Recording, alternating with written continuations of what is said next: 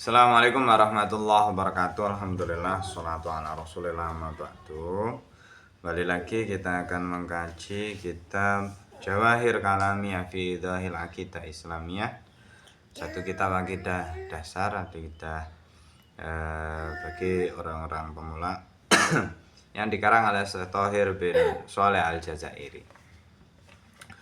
Dan pembahasan kali ini terkait alasan di mana para imam mujtahid itu berbeda pendapat.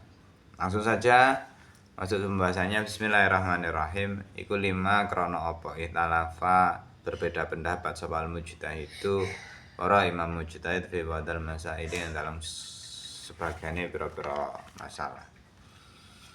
Jawabannya innal mujtahidina sedune pira-pira imam mujtahid iku lam yahtalifu ora berbeda pendapat sapa al mujtahidin fi usuluddin ing dalam pokok-pokoke agama wala fi ummahati furu'ihi lan ora ing dalam induk cabange agama aslan kelawan babar pisan li tsubutiha krana tetepe usuluddin wa ummahati furu'ihi bidala ili kelawan bidalalati kelawan pira-pira dalil al-qat'iyati kang bangsa pasti.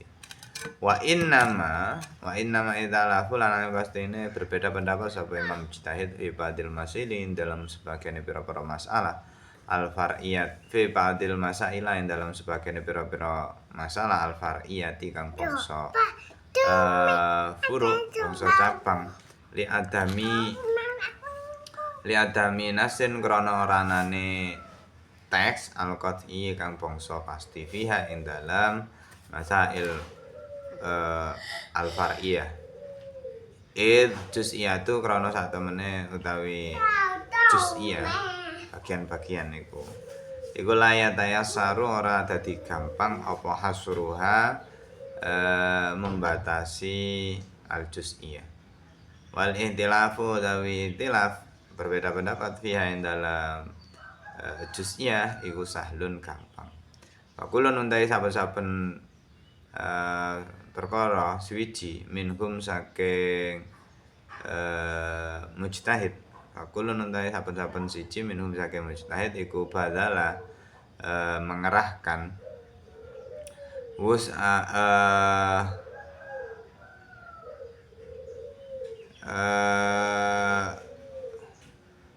wus'ahu ing kesungguhane mujtahid fi istihraji hukmiha ing dalam menggali hukume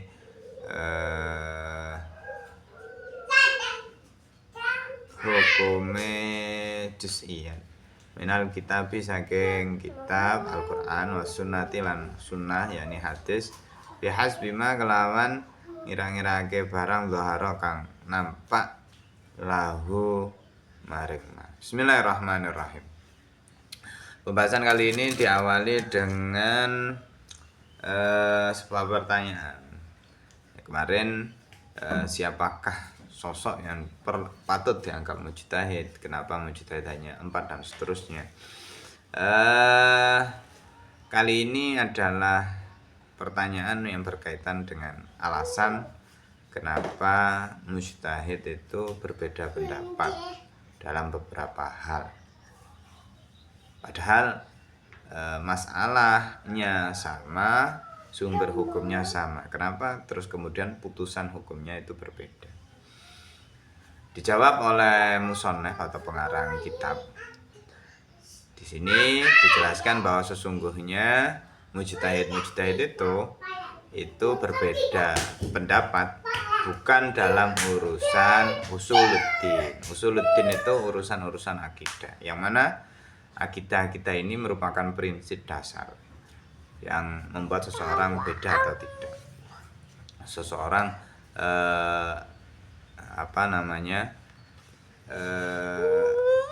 merupakan bagian dari satu kelompok atau bukan. Nah, usuluddin ini biasanya dalilnya itu dalil-dalil qat'i, bukan biasanya ya. usuluddin, perkara-perkara akidah ini atau keyakinan ini, dalil memakai dalil-dalil yang qat'i. Jadi sudah tidak menyisakan dzan-dzan, hanya menyisakan hukum-hukum yang sudah pasti yang bisa dilihat mata. Juga tidaklah fi ummahati furu'ihi, bukan juga dalam ummahat furu'. Ummahat furu' itu induk-induknya cabang dari din, cabang agama, alias tidak dalam urusan amaliyah yang pokok. Kayak misal sholat pasti baca Al-Fatihah. Oke, sudah. Itu tidak ada yang menentang, juga tidak ada yang berbeda pendapat dalam hal ini. Hal-hal seperti ini ummahat furu' itu juga sama, punya dasar atau dalil yang qat'i, baik Quran maupun hadis. Nah, mereka tidak berbeda pendapat dalam dua hal ini. Akan tetapi mereka berbeda pendapat dalam hal-hal yang sifatnya masail al-far'iyah. Masail far'iyah itu berarti cabang-cabang dari ummahatil furu', cabang-cabang dari hal-hal yang sifatnya cabang tadi, berarti sudah dirantingnya, gampangnya seperti itu ya. Nah, kenapa mereka berbeda pendapat dalam hal ini, dalam masail al-far'iyah? Karena li adami nasin qat'iyyin, karena tidak adanya nas qat'i, nas yang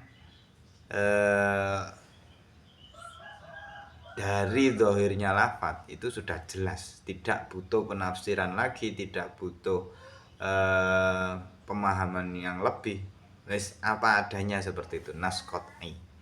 Jadi hukum yang dimunculkan dari nas qat'i ini bukan dzon sifatnya, tapi hal-hal yang sifatnya pasti. Dan ini kalau ada nas qat'i, dalil yang sifatnya qat'i pasti dalam Al-Quran dan hadis yang tidak menyisakan dzon atau sangkaan-sangkaan atau penafsiran-penafsiran, itu hukumnya pasti tidak akan berbeda antara satu imam dengan imam yang lain. Sebaliknya kalau tidak ada, ini yang kemudian memunculkan beda pendapat. Nanti karena dalil yang dipakai dalil-dalil yang sifatnya dzon. Misal ada satu dalil yang secara implisit mengatakan A gitu ya. Nah, dari A ini satu ulama menafsiri A sebagai bagian dari C. Satu ulama menafsiri A tadi bagian dari ekspresi D dan lain sebagainya. Nah, karena dia menyisakan penafsiran-penafsiran. Kenapa kok menyisakan penafsiran seperti itu? Idul juz'iyat, karena hal-hal yang sifatnya rinci itu tadi layataya saru hasruha, untuk membatasi itu sulit, karena memang memberikan peluang untuk beda pendapat. Jadi dalilnya masih agak abstrak, yang orang terus kemudian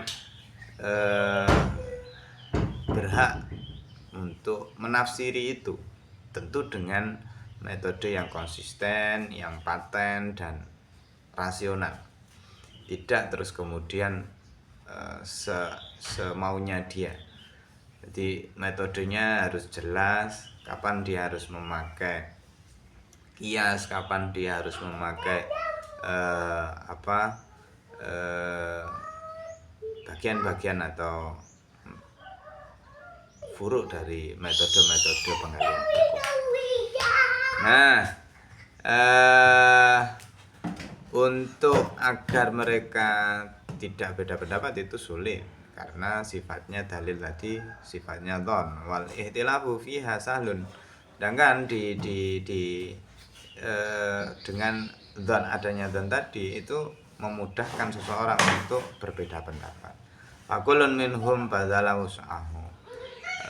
dan para mujtahid ini sudah mengerahkan kemampuan mereka sepenuhnya dalam dalam memahami dalil tadi. Tentu mereka bukan orang yang sembarangan terus secara inkonsisten ketika membaca satu dalil mengatakan A, terus di satu yang lain B, satu yang lain dia mengatakan ini maksudnya adalah C dan seterusnya. Atau bukan juga orang-orang yang berperilaku tidak baik dalam urusan akademik ya. Artinya dia karena ada satu kepentingan bisa dengan serta-merta merubah satu hukum.